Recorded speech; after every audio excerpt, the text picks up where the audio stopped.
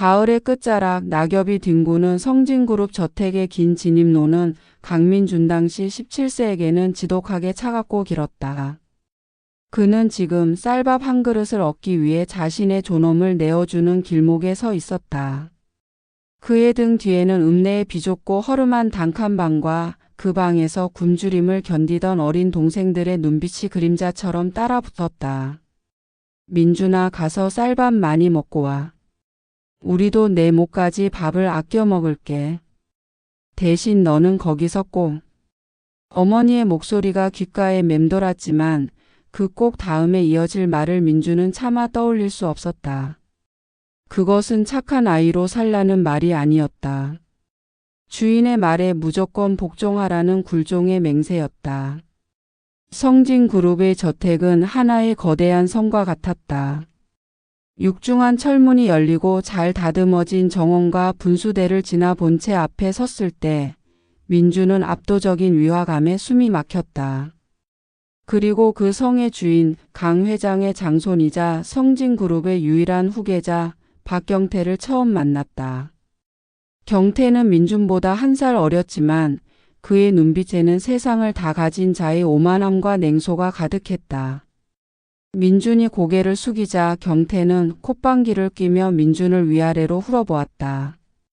민준이 입고 온 누군가에게 물려받았을 법한 낡은 교복과 빛바랜 운동화는 경태의 고급 캐시미어 스웨터와 명품 구두 앞에서 초라하기 그지없었다. 내가 강민준이냐? 경태가 턱을 치켜들고 물었다. 예, 박경태 도련님. 오늘부터 도련님의 보좌를 맡게 된 강민준입니다. 민준은 최대한 공손하고 나지막하게 대답했다. 경태는 마치 하찮은 먼지를 보듯 흥미 없다는 표정을 지었다. 보자? 거창하게 말할 필요 없다. 넌 그냥 내 그림자야. 내가 귀찮은 일을 대신 처리해줄 강민준 아바타라는 뜻이지. 내가 하는 모든 것은 내 지시와 허락 아래에서만 움직이는 거다. 알겠어? 예, 도련님. 명심하겠습니다. 명심? 명심만으로는 부족하다. 내가 만약 내게 흠집이라도 낸다면 내 부모님과 내 가족이 읍내에서 발도 못 붙이게 될 거다. 알지? 내가 여기 들어온 이유. 경태는 민준의 가장 깊숙한 약점을 서슴없이 건드렸다. 민준은 주먹을 꽉 쥐었다. 치솟는 분노를 삼키고 경태의 말에 고개를 끄덕였다. 이것이 그가 감당해야 할 쌀밥의 대가였다. 학교에서도 민준의 역할은 변함이 없었다. 그는 경태의 책상을 닦고 교과서를 미리 펼쳐놓고 점심시간에는 경태가 좋아하는 식단을 미리 확보해 놓는 수행원이었다. 수업시간 대부분은 경태의 밀린 숙제와 과제를 대리하는 데 소비했다. 경태의 곁에는 늘 그의 충실한 하수인인 최영철과 몇몇 부잣집 자제들이 그림자처럼 붙어 다녔다. 특히 최영철은 민준을 괴롭히는데 주도적이었다. 어느 날 점심시간 복도에서 경태가 민준에게 공공연히 모욕을 주었다. 야, 강민준. 내가 어제 해놓은 역사 숙제 말인데 필체 너무 티 나더라. 다음부터는 좀 더 신경 써라. 내 글씨체는 너무 촌스러워서 내 노트에 섞이면 바로 구분이 돼. 내가 무슨 대단한 학자라도 되는 줄 아나 봐? 민준이 아무 말 없이 고개를 숙이고 있자 최영철이 옆에서 거들었다. 그는 민준의 어깨를 툭 치며 비웃었다. 어이 강민준. 너네 집에서는 혹시 쌀밥 말고 다른 반찬도 먹어보긴 했냐? 우리가 지금 먹는 스테이크 맛은 알기나 해? 내가 흑수저 출신인 건 다 알지만 최소한 주인님 옆에 있을 때는 티 좀 내지 마라. 우리 급이 떨어지잖아. 영철아, 너무 심하게 놀리지 마. 경태가 말렸지만 그 목소리에는 재미있다는 기색이 역력했다. 민준이도 나름 노력하잖니. 촌스러운 필체를 고치는 것도 시간이 걸리겠지. 그 정도는 이해해 줘야지. 안 그래 민준아? 민주는 경태의 비웃음을 정면으로 받으며 대답했다. 죄송합니다, 도련님. 앞으로는 도련님의 필체와 비슷하게 연습하겠습니다. 그가 이 모든 모욕을 감수하며 버틸 수 있었던 것은 성진그룹 안주인에게서 받은 단 하나의 약속 때문이었다. 경태의 새어머니는 몸이 약한 경태가 대학 생활을 원활히 할 수 있도록 민준을 보호자로 붙여 대학까지 보내주겠다고 했다. 이 지독한 그림자의 시간을 견디면 나도 배움이라는 무기를 얻을 수 있어. 그때가 되면 이 굴종의 멍에를 끊고 내 힘으로 살 수 있다. 그때까지는 참아야 한다. 민주는 그렇게 하루하루를 버텼다. 경태의 숙제를 대신하고 하인 취급을 당하며 영철 무리의 조롱과 멸시를 견디는 것이 일상이 되었다. 그의 영혼은 매일매일 갉아먹혔지만 그의 마음속에는 언젠가 이 족쇄를 풀고 세상으로 나아가겠다는 간절한 불꽃이 꺼지지 않고 타오르고 있었다. 하지만 그 불꽃은 가장 결정적인 순간 성진그룹의 거대한 손에 의해 꺼질 위기에 처했다.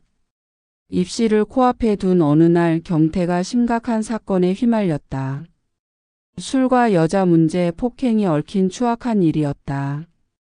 성진그룹의 명예는 땅에 떨어질 위기에 처했고 강 회장은 이 사건을 조용히 덮기로 결정했다. 민주는 강 회장 집무실로 불려 들어갔다. 강 회장의 눈빛은 차가운 얼음장 같았다. 강민준. 내가 경태 대신 모든 죄를 뒤집어쓰고 퇴학당하면 된다. 어차피 넌 가진 것도 없고 잃을 것도 없지 않나. 경태는 곧 미국으로 떠날 거다. 너에게는 일에 대해 입 다무는 조건으로 이 돈을 주마. 그리고 내 가족에게는 넉넉한 생활비도 제공하겠다. 이게 내가 할 수 있는 마지막 봉사다. 강 회장이 테이블 위에 두둑한 현금 봉투를 던져 놓았다. 봉사라는 단어는 민준의 심장을 칼로 찌르는 듯 했다. 그는 지난 몇 년간 경태를 위해 모든 것을 바쳤지만 돌아온 것은 돈 몇 푼과 죄인의 낙인뿐이었다. 대학에 가겠다는 그의 꿈, 스스로의 힘으로 서겠다는 그의 모든 희망이 산산조각 나는 순간이었다. 회장님, 제가 왜 그래야 합니까? 제가 잘못한 게 없는데. 민주는 필사적으로 자신의 억울함을 호소하려 했다. 강 회장은 민준의 말을 가로막았다. 내가 잘못한 게 없다고? 내가 경태 옆에서 제대로 보좌하지 못했기 때문에 이런 일이 벌어진 거다. 내 책임이 없다고 할 수 있나? 그리고 내 가족을 생각해라. 내가 이 돈을 받고 조용히 사라져야 그들이 이 읍내에서라도 발 뻗고 살 수 있는 거다. 결국 민주는 아무런 저항도 하지 못하고 그 돈을 받아들었다. 그는 성진그룹의 문을 나서는 순간까지도 자신이 죄인으로 낙인 찍힌 채 경태의 그림자 역할을 벗어나지 못했다는 사실에 절망했다. 길고 긴 굴종의 시간이 끝나는 순간 그에게 남은 것은 아무것도 없었다. 찢어지는 마음으로 읍내로 돌아온 민주는 이제 혼자 힘으로 이 혹독한 세상과 맞서 싸워야 했다. 그림자의 시간은 끝났지만 그에게 남겨진 상처와 멍에는 너무나 깊었다. 그렇게 민주는 세상 속으로 던져졌다. 가진 것은 강 회장이 던져준 돈 몇 푼과 억울하게 빼앗긴 꿈, 그리고 타인에게 짓밟힌 자존심뿐이었다. 그의 가슴은 분노와 절치부심으로 들끓었다. 그래, 나에게는 더 이상 잃을 것이 없다. 이제부터는 오직 나 자신만을 위해 살겠다. 이 세상에서 가장 강한 사람이 되어 다시는 그 누구의 그림자도 되지 않으리라. 민주는 차가운 흙바닥 위에서 자기 자신과의 처절한 약속을 굳게 다졌다. 성진그룹 저택에서 쫓겨난 강민준에게 남은 건 텅 빈 마음과 굴욕의 기억뿐이었다. 강 회장이 던져준 돈은 잠깐의 생명 줄일 뿐 그 돈으로 잃어버린 미래를 살 수는 없었다. 민주는 고향으로 돌아갈 엄두를 내지 못했다. 가족들에게 자신이 죄인으로 내몰리고 온 사실을 알리고 싶지 않았다. 대신 그는 이름 모를 소도시의 허름한 사글세방을 얻어 고독한 투쟁을 시작했다. 그의 목표는 오직 하나, 배움이었다. 경태의 새어머니가 말로만 약속했던 대학 진학을 이제는 자신의 힘으로 쟁취해야 했다. 낮에는 공사판과 주유소에서 닥치는 대로 일했고 밤에는 촛불 아래서 책을 파고들었다. 잠을 줄이는 것은 기본이었다. 그의 내리에는 언제나 최영철의 비웃음과 경태의 오만한 얼굴이 떠올랐고 그것은 민준에게 지독한 채찍질이 되었다. 배워야 한다. 배워야 이 비루한 인생을 바꿀 수 있다. 다시는 그 누구의 그림자도 되지 않으려면 내 힘으로 세상의 룰을 지배해야 한다. 민준은 지독한 노력 끝에 지방의 한 대학 경제학과에 입학했다. 대학 생활은 고등학교 시절보다 더욱 처절했다. 그는 등록금을 벌기 위해 새벽에는 신문 배달, 낮에는 수업, 저녁에는 식당 설거지를 병행했다. 다른 학생들이 캠퍼스의 낭만을 즐길 때 민준은 땀과 기름때를 닦아내며 생존을 위해 몸부림쳤다. 그러던 중 뜻밖의 인연이 그를 찾아왔다. 어느 추운 겨울날 민준의 낡은 사글세방으로 경태의 이복형인 박정우가 찾아왔다. 정우는 경태와는 달리 조용하고 사려 깊은 성품이었다. 그는 민준이 성진그룹에서 쫓겨난 직후부터 간간히 안부를 물어오던 유일한 사람이었다. 정우는 민준의 낡은 방을 둘러보고는 안타까운 표정을 지었다. 민준아, 이렇게 사는구나. 내가 널 찾아올 때마다 마음이 편치 않다. 내가 그 집에서 잃어버린 시간이 너무 많잖아. 아닙니다, 정우 형님. 형님 덕분에 제가 이렇게 공부라도 하고 있습니다. 그때 형님이 주신 돈이 아니었으면 아마 벌써 포기했을 겁니다. 민준은 정우에게 진심으로 고마움을 느꼈다. 성진그룹 사람들 중 유일하게 자신을 인간적으로 대해준 사람이었다. 정우는 품속에서 두둑한 봉투를 꺼내 민준에게 건넸다. 이건 다음 학기 등록금과 생활비다. 내가 대학을 졸업하고 너만의 길을 찾을 때까지 내가 도울 수 있는 부분은 돕겠다. 부담 갖지 마라. 내 어머니 쪽 재산으로 마련한 거니 성진그룹과는 무관하다. 내가 널 도울 수 있는 건 내가 나처럼 아버지 회사의 눈치를 보며 살지 않기를 바라는 마음 때문이다. 넌 나보다 훨씬 강한 사람이야. 민주는 봉투를 쉽사리 받을 수 없었다. 형님도 홀로 계신데 이렇게 저한테까지. 괜찮습니다. 제가 알아서 벌겠습니다.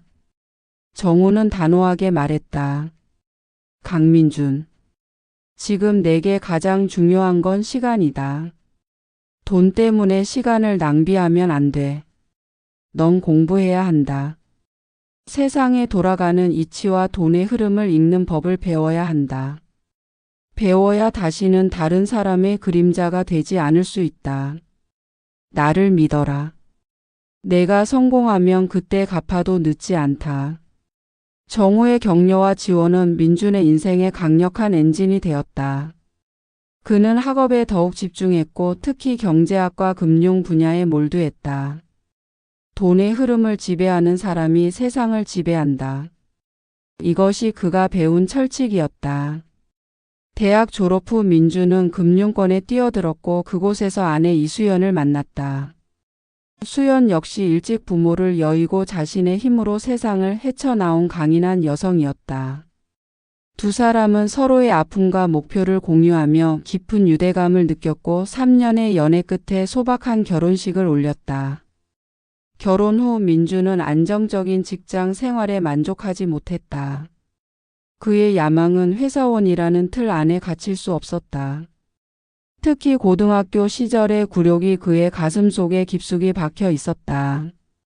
나는 내 이름을 건 내 힘으로 지배할 수 있는 시스템을 만들어야 한다. 더 이상 월급 봉투를 바라보는 을이 되고 싶지 않다. 민주는 아내와 상의 끝에 퇴사를 결정했다. 당시만 해도 위험하다고 여겨지던 주식 투자와 신생 IT 벤처 기업 투자를 전문으로 하는 M벤처 파트너즈라는 작은 투자 회사를 설립했다.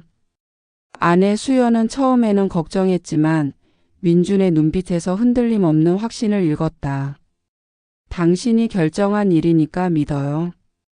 내가 집에서 당신을 도울게요. 내가 할 수 있는 건 무엇이든 하겠어요. 민준은 전 직장에서 쌓은 금융 분석 능력과 스스로 파고든 경제학적 통찰력을 바탕으로 벤처 투자의 세계에 뛰어들었다. 그는 컴퓨터 화면 앞에서 수많은 밤을 지새우며 혁신적인 기술을 가진 작은 기업들을 발굴해냈다. 그의 투자 방식은 과감했지만 치밀했고 성공률은 경이로웠다. 이 기업은 3년 안에 상장한다. 내가 보증한다. 기술력과 시장 선점욕과 이 두 가지가 확실해. 민준은 투자 대상 기업의 대표들에게 확신에 찬 목소리로 말했다. 강 대표님, 저희 같은 작은 회사에 이렇게 큰 투자를 해주시다니. 정말 감사합니다. 한 스타트업 대표는 감격하며 민준의 손을 잡았다. 민준은 단지 돈만 투자하지 않았다. 그는 경영 컨설팅과 금융 자문까지 제공하며 투자한 기업을 함께 키워냈다. 그의 회사는 설립 후 10년이 채 되지 않아 한국 IT 업계에서 마이다스의 손이라 불리는 강민준 대표이사 CEO의 이름과 함께 중견 벤처 캐피털로 급성장했다. 여보, 우리가 해냈어. 내가 말했잖아. 우리는 해낼 거라고. 민준은 집으로 돌아와 아내를 끌어안았다. 그의 얼굴에는 오랜만에 진정한 미소가 떠올랐다. 당신은 정말 대단해요. 이 모든 것이 당신의 노력으로 이룬 거잖아요. 수연은 남편의 성취를 진심으로 자랑스러워했다. 이제 강민준은 더 이상 과거에 비루했던 강민준이 아니었다. 그는 자기 이름 3글자로 수백억 원대의 자산을 움직이고 수천 명의 일자리를 창출하는 영향력 있는 인물이 되었다. 과거의 굴욕은 그의 심장에 깊은 상처를 남겼지만 그 상처는 이제 그가 이룬 눈부신 성공의 훈장이자 끊임없이 전진하게 만드는 에너지원이 되었다. 하지만 그는 아직 멈추지 않았다. 그의 마음속 깊은 곳에는 언젠가 자신을 멸시했던 그림자들을 정면으로 마주하고 자신의 성취를 증명해 보이고 싶은 뜨거운 열망이 남아 있었다. 그리고 그 기회가 생각보다 빨리 찾아왔다. 바로 40년 만에 열리는 고등학교 동창회 초대장이었다. 민준은 초대장을 내려다보며 최영철의 오만한 얼굴을 떠올렸다. 입가에 싸늘한 미소가 번졌다. 이제 그림자가 아닌 빛의 모습으로 돌아갈 시간이다. 강민준은 벤처 투자의 세계에서 마이다스의 손이라 불리는 존재가 되었지만 그의 가슴 한구석에는 여전히 고등학교 시절의 뼈아픈 기억이 잔재처럼 남아 있었다. 그의 회사 M벤처 파트너즈는 매년 눈부신 성장을 거듭했고 그는 IT 업계를 주도하는 핵심 인물로 자리매김했다. 재력과 명성, 안정된 가정을 모두 갖추었지만 과거의 그림자는 예상치 못한 순간에 찾아왔다. 사무실에서 바쁘게 다음 투자건을 검토하던 어느 날 비서가 한 통의 우편물을 건넸다. 겉봉투에 적힌 고등학교 동창회라는 문구를 보는 순간 민준의 심장이 잠시 멈칫했다. 40년 만에 열리는 동창회 초대장이었다. 그의 눈은 자연스레 지난날 그를 멸시하고 괴롭혔던 얼굴들을 떠올렸다.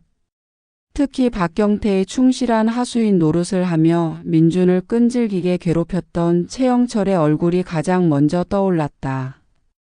바로 다음 날 고등학교 시절 같은 반이었던 경민에게서 전화가 걸려왔다. 민준은 발신자 표시를 보고 잠시 망설이다 전화를 받았다. 여보세요? 민준은 최대한 평온한 목소리를 유지했다. 어머, 민준이니? 강민준 맞지? 어쩜 목소리가 하나도 안 변했네. 나 경민이야. 고등학교 때 우리 반 반장이었잖아. 기억나? 경민의 목소리는 40년 전처럼 들떠 있었다. 아, 그래. 경민이. 오랜만이다. 잘 지냈니? 그럼 잘 지냈지. 다름이 아니라 내가 보낸 초대장 받는지 궁금해서 전화했지. 우리 40년 만에 동창회 한다. 다들 너 소식 궁금해하고 있었어. 특히 영철이는 내 이야기를 엄청 하더라니까. 영철이가 내 이야기를 한다. 민주는 가슴 속에서 쓴 웃음이 터져 나오는 것을 느꼈다. 뻔했다. 최영철이 그의 이야기를 한다는 것은 분명 과거에 비루했던 강민준, 경태네 집 식모 이야기를 떠벌리며 자신의 현주소를 자랑하려 들 것이 분명했다. 민주는 담담하게 물었다. 최영철은 요즘 어떻게 지낸대? 어휴, 영철이는 정말 대단해. 자수성가한 우리의 자랑이지. 5급 사무관까지 올라갔잖아. 얼마 전에 고위공직자 승진했다고 난리도 아니었어. 물론 너 같은 사업가들은 잘 모르겠지만 공직 생활이라는 게 얼마나 어려운 건데. 영철이도 바쁘지만 이번 동창회에 꼭 참석한다고 했어. 경민은 영철의 고위공직자 타이틀을 자랑스럽게 포장하며 민준에게 은근히 우위를 점하려 했다. 민준은 경민의 말투에서 40년 전 그들의 멸시가 조금도 변하지 않았음을 직감했다. 그들은 여전히 세상을 자신들이 정한 기준으로 나누고 있었다. 그래. 잘 지낸다니 다행이네. 민준은 무심한 듯 대꾸했다. 경민은 잠시 머뭇거리더니 조심스럽게 민준의 근황을 캐물었다. 근데 민준아, 너는 요즘 뭐하니? 사업한다고 들었는데 혹시 뭐 사기당하거나 그런 거 아니지? 워낙 세상이 흉흉해서. 혹시 어려운 일 있으면 영철이한테 말해봐. 영철이가 공무원이니까 뭐라도 알아봐 줄 수 있지 않겠니? 이것이 그들의 본심이었다. 민준이 아직도 과거의 가난한 모습에서 벗어나지 못했을 것이라는 확신, 그리고 그를 자신들의 자비로운 도움의 대상으로 삼으려는 오만함. 민준은 속으로 차분하게 웃었다. 걱정해줘서 고맙다, 경민아. 나는 괜찮아. 사업은 나름 잘 되고 있고 어려운 일은 없어. 영철이한테 도움받을 일도 없고. 그래? 정말 다행이네. 내가 경태네 집에서 나온 뒤로 소식이 끊겨서 다들 걱정했잖아. 아무래도 그때. 하여튼 이번 동창회 꼭 나와. 영철이도 너 보면 반가워할 거야. 우리가 그동안 너 얼마나 찾았는데. 찾았다니? 나를 찾아내서 또다시 비웃고 조롱할 기회를 잡고 싶었겠지. 민주는 경민의 위선적인 말에 역겨움을 느꼈지만 겉으로는 내색하지 않았다. 알겠다. 그럼 다음 주 토요일 시간을 비워보도록 할게. 민주는 대답을 확정했다. 전화를 끊은 후 민주는 창밖을 바라보았다. 그의 시야에는 그가 세운 건물의 웅장한 유리 외벽이 비쳤고 그 안에는 그의 힘으로 일군 거대한 사무 공간이 펼쳐져 있었다. 40년 전 박경태의 그림자로 살았던 그 소녀는 이제 없었다. 민주는 비서를 호출했다. 김 비서. 다음 주 토요일 정오 스케줄 확인해봐. 고등학교 동창회 참석할 예정이다. 네, 대표님. 운전은 제가 직접 하겠습니다. 혹시 필요하신 차량이나 따로 준비할 의전은 없으십니까? 비서가 물었다. 민주는 잠시 생각하더니 단호하게 말했다. 아니다. 평소처럼 진행해. 다만 혹시 중요한 비상회의가 잡히더라도 내가 도착하기 전에는 절대 연락하지 않도록 해. 그리고 한 가지 더. 동창회 참석 후 3시에는 A테크놀로지 인수권 최종 보고 회의를 본사에서 열어야 한다. 혹시라도 약속 시간이 지연될 경우 누가 와서든 나를 찾을 수 있도록 대기하고 있게.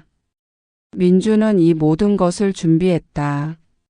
40년 전 억울하게 끌려갔던 곳이 아닌 이제는 자신의 의지로 그들을 마주할 시간이었다.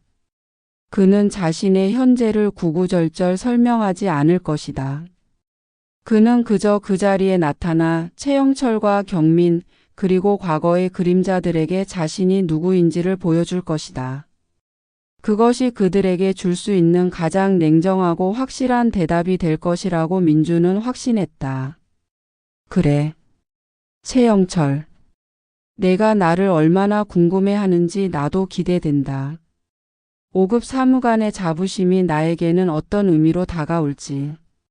민주는 마지막으로 회심의 미소를 지었다. 폭풍우가 몰아치기 전의 고요함, 그것이 바로 그가 준비하는 마지막 전투의 서막이었다. 운전기사 김비서가 모는 중후한 검은색 세단이 식당 주차장에 들어섰다. 강민주는 평소처럼 화려함 대신 고급스러운 소재와 깔끔한 재단으로 승부한 맞춤 정장 차림이었다. 40년 만에 나서는 동창회였지만 그의 표정은 냉철한 협상을 앞둔 사업가처럼 차분했다.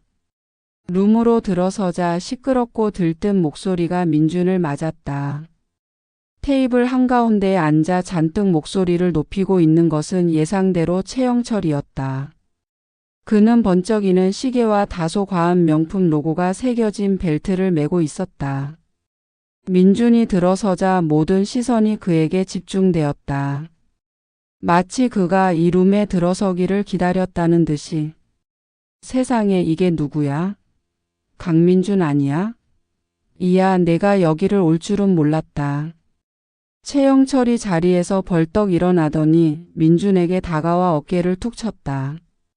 그 행동에는 친근함보다는 과거의 우위를 확인하려는 듯한 의도가 담겨 있었다. 오랜만이다, 최영철. 민주는 담담하게 대답했다. 오랜만은 무슨. 거의 40년 만에 보는 거지. 너 그동안 소식 한 번 없길래 다들 걱정했잖아. 경태가 너 내쫓고 나서 혹시 어디서 사기라도 치고 사는 거 아닌가 했지. 최영철은 쫓겨났다는 단어를 일부러 크게 발음하며 주변 동창들의 이목을 집중시켰다. 옆에 앉아있던 경민이 거들었다. 강민준, 너 혹시 회비는 있니? 우리가 내 형편 잘 아는데 우리 잘 사는 친구들이 너 회비는 특별히 안 받을게. 와서 밥이나 먹고 가라. 민주는 그들의 노골적인 동정심과 멸시가 섞인 태도에 실소를 머금었다.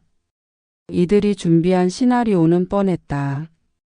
과거의 그림자를 불러내 자신들의 현재의 성공과 지위를 과시하려는 의도. 고맙다. 걱정 마라. 회비는 내가 낸다. 그리고 돼지갈비보다 소갈비가 더 먹고 싶네. 소갈비로 시켜도 되겠니? 민주는 태연하게 소갈비를 주문했다. 민준이 자리에 앉아 최영철은 기다렸다는 듯이 자신의 자랑을 늘어놓기 시작했다. 강민준, 내가 나를 보니까 옛날 생각 많이 나겠지. 그때 내가 나한테 꼼짝 못했던 것도 다 이유가 있는 거야. 나는 그때부터 이미 될 성불은 떡이 피었지. 나는 지금 국가공무원 5급 사무관이다. 이 나이에 이 정도면 나라에서 인정하는 고위공직자라고 할 수 있지 않나? 나라시를 한다는 게 얼마나 고되고 영광스러운 일인지 너처럼 사업하는 사람들은 모를 거다. 최영철은 자신의 직함을 계속해서 강조하며 민준의 직업을 깎아내리려 했다. 그래서 내가 무슨 사업을 한다고 했지? 작은 사무실 차려서 이리저리 뛰어다니는 건가? 그래, 내가 혼자 힘으로 사는 건 기특하다만 안정성이라는 게 중요해. 나처럼 말이야. 내 연봉? 내가 상상하는 것 이상이지. 게다가 연금까지 나오니 노후 걱정은 없다. 너는 혹시 연금 보험 같은 거라도 들어놓은 거니? 민주는 그저 접시에 놓인 반찬을 맛보며 영철의 말을 경청했다. 마치 어린아이의 재롱을 보듯 여유가 넘쳤다. 최영철은 민준의 무관심에 더욱 격앙되어 화제를 자식으로 돌렸다. 그리고 내 아들 이야기 좀 들어봐라. 서울에 있는 SKY 명문대 나왔고 졸업하자마자 국내 굴지의 대기업 핵심 부서에 들어갔다. 이제 곧 임원 노리고 있어. 너네 집이야 내가 잘 알지만 내 형편의 애들 사교육은 꿈도 못 꿨을 거다. 고등학교 때부터 내가 나라실 대신 해줬어야 할 처지였는데 너는 자식 교육에 뭘 해줬냐? 혹시 똥통 대학이라도 보냈으면 그나마 다행이겠네. 안 그러니? 주변 동창들은 최영철의 호언장담에 맞장구를 쳤다. 영철아, 내 아들은 정말 자랑거리다. 강민준도 자기 아들 이야기 좀 해보지 그래. 혹시 뭐 가업이라도 물려받았니? 민준은 내킨으로 입가를 닫고는 최영철을 똑바로 바라보았다. 그래. 최영철. 내 자랑은 정말 대단하다. 내 남편의 직함과 내 아들의 성과를 이렇게 목청껏 자랑하는 걸 보니 말이야. 최영철이 의기양양해하며 입을 열려던 찰나 룸문이 벌컥 열리더니 민준의 비서인 김비서가 숨 가쁘게 뛰어들어왔다. 그의 표정은 사뭇 긴급해 보였다. 원장님, 죄송합니다. 연락이 안 되셔서요. 본사에서 방금 연락이 왔습니다. A테크놀로지 인수권 때문에 이사회가 3시에서 1시로 당겨졌습니다. 지금 즉시 본사로 가셔야 합니다. 룸 안은 순식간에 정적이 감돌았다. 원장님이라는 호칭과 인수, 이사회라는 단어들이 동창들의 머릿속에서 혼란스럽게 충돌했다. 최영철은 당황했지만 이내 허세를 부리며 김비서에게 소리쳤다. 원장? 너 무슨 동네 구멍가게 보습 학원 원장이라도 되는 거냐? 강민준. 내가 뭐랬냐? 내 수준은 거기서 거기라고. 민준은 자리에서 천천히 일어섰다. 이제 더 이상 기다릴 이유가 없었다. 그는 최영철을 바라보며 싸늘하지만 확신에 찬 목소리로 말했다. 그래. 학원 원장 맞다. 내 아내가 경영하는 교육법인의 원장이지. 전국에 9개 분원을 둔 벤처 교육그룹의 원장이다. 규모가 꽤 돼서 내가 다니는 관공서보다 재산세는 더 낼 거다. 민준은 한 걸음 더 나아가며 김비서에게 말했다. 김비서. 이사회가 급하다고 했지? A테크놀로지 건은 중요하니까 지금 바로 출발해야 한다. 그러고는 다시 최영철을 향해 시선을 돌렸다. 그리고 최영철.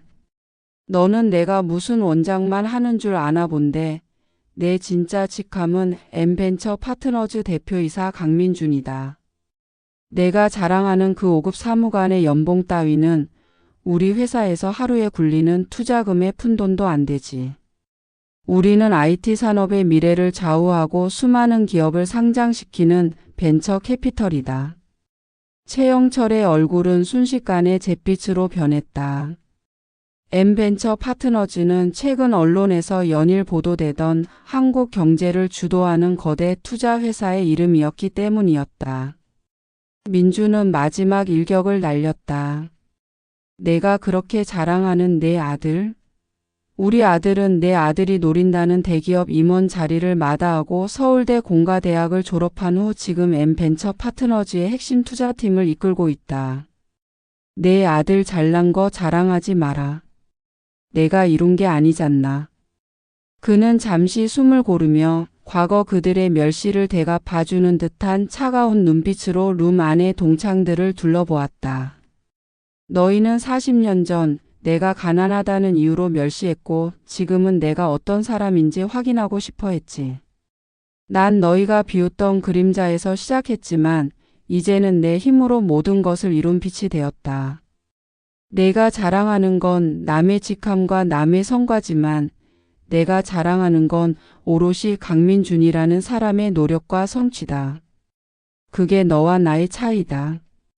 민주는 테이블 위에 소갈비 값을 포함한 현금을 올려놓았다. 점심 잘 먹었다. 이 집 양념 돼지갈비보다 소갈비가 씹는 맛이 제대로더구나. 나는 바빠서 먼저 간다. 민주는 김비서를 앞세우고 룸을 나섰다. 룸 안에서는 최영철의 분노가 섞인 괴성과 동창들의 탄식이 터져 나오는 소리가 들려왔지만 민주는 미련 없이 발길을 옮겼다. 그의 승리는 과거의 상처를 치유하고 스스로의 존엄을 되찾은 완벽한 역전극이었다. 이제 그림자의 시간은 영원히 끝났다. 동창회에서의 압도적인 승리 후 강민주는 40년 묵은 응어리가 시원하게 씻겨 내려가는 것을 느꼈다. 하지만 마음 한편에는 여전히 개운치 않은 감정이 남아 있었다. 최영철의 오만함은 단순한 개인적인 감정을 넘어 부패하고 낡은 기득권의 상징처럼 느껴졌기 때문이다. 5급 사무관이라는 직위를 방패 삼아 남을 멸시하고 뒤로는 부정한 이익을 취했을 가능성이 높다고 민주는 직감했다. 민주는 집으로 돌아와 아내 수연에게 지난 일을 이야기하며 말했다. 여보, 나는 그저 내가 이룬 것을 보여주고 끝내려 했어. 하지만 최영철의 그 오만함과 뻔뻔함은 도저히 용납이 안 돼. 저런 부류의 사람들이 사회의 기득권층에 앉아 있다는 사실 자체가 역겨워. 수연은 남편의 분노를 이해했다. 당신이 억울하게 죄를 뒤집었었던 과거를 생각하면 영철 씨의 그 위선적인 태도가 더욱 화가 나겠죠. 하지만 당신이 직접 나서서 복수할 필요는 없지 않나요?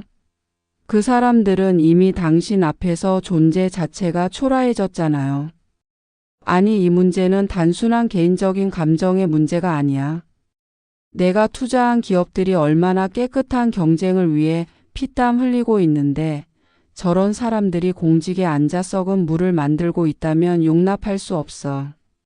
어쩌면 그 오만한 뒤에는 떳떳하지 못한 비리가 숨어 있을지도 몰라. 다음 날 아침 강민주는 자신의 사무실에서 김비서와 핵심 참모들을 소집했다. 김비서 그리고 박 이사. 지금부터 최영철이라는 인물에 대해 파악한다. 그는 현재 중앙관공서 5급 사무관으로 재직 중이다.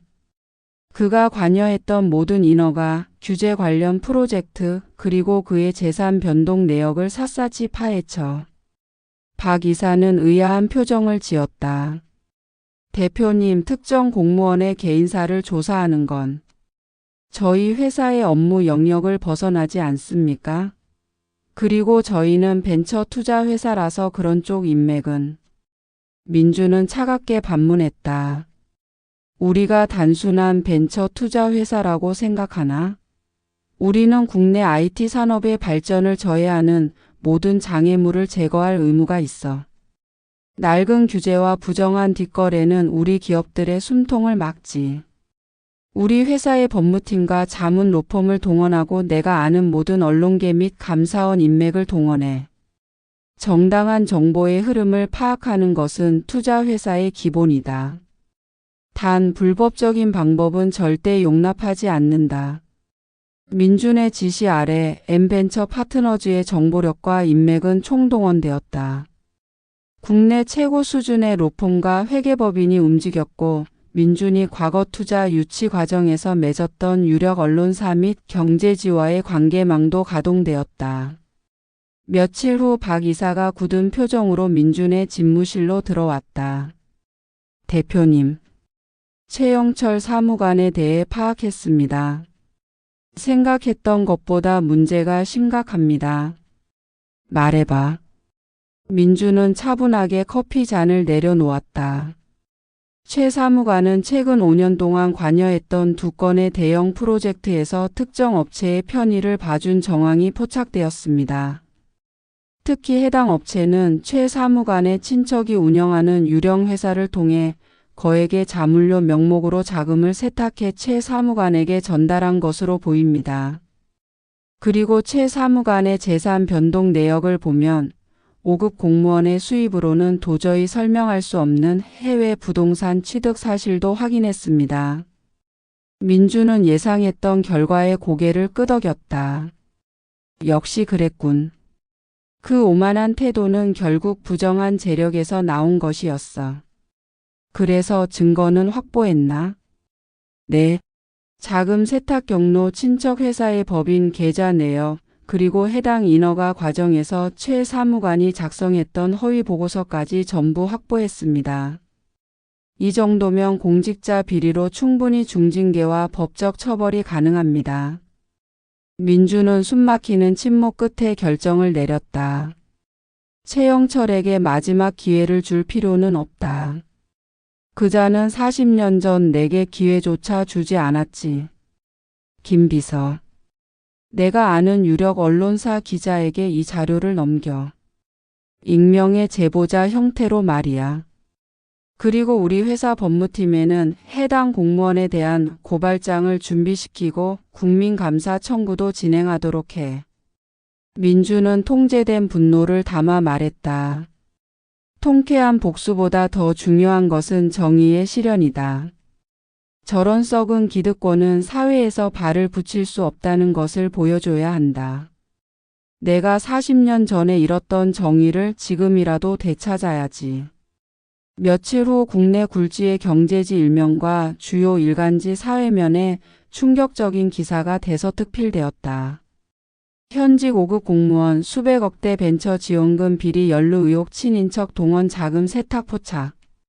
기사에는 최영철 사무관의 실명과 그가 관여했던 프로젝트 명단, 그리고 자금 세탁 과정이 상세히 적나라하게 폭로되었다.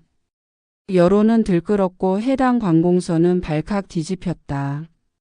감사원이 즉시 특별감사를 착수했고 검찰 역시 수사에 나섰다. 최영철은 하루아침에 국가공직자의 자랑에서 부패한 공무원으로 전락했다. 그는 모든 직위를 박탈당하고 검찰 조사를 받게 되었으며 언론의 포화를 맞으며 사회적으로 완전히 매장되었다. 그가 자랑하던 고위공직자라는 타이틀은 순식간에 그의 목을 조르는 족쇄가 되었다. 민주는 사무실 창가에 서서 뉴스를 보도하는 TV 화면을 물끄러미 바라보았다. 그곳에는 고개를 숙이고 검찰청에 들어서는 최영철의 초라한 모습이 잡혔다. 최영철의 얼굴에는 동창회에서 민준을 향해 뿜어내던 오만함은 온데간데없고 절망과 공포만이 가득했다. 그 모습을 본 민주는 마침내 40년 전 경태의 죄를 뒤집어쓰고 쫓겨났던 그날의 억울함이 완전히 해소되는 것을 느꼈다. 이것이야말로 단순한 복수가 아닌 스스로 이룩한 정의의 심판이었다. 김 비서가 집무실 문을 조용히 두드렸다. 대표님, 모든 절차가 마무리되었습니다. 이제 걱정 없이 다음 투자건에 집중하셔도 됩니다. 민주는 창밖의 서울 시내를 내려다보며 희미한 미소를 지었다. 아니다, 김 비서. 이제야말로 진짜 일에 집중할 수 있을 것 같네. 내 인생을 방해했던 모든 그림자들은 이제 완전히 사라졌다. 이제 우리는 더 높이 더 깨끗한 세상으로 나아가야지. 민주는 최영철의 몰락을 통해 과거의 그림자를 완전히 지워버렸다. 그는 더 이상 40년 전의 그림자가 아닌 빛이 되어 세상을 주도하는 마이다스의 손이었다.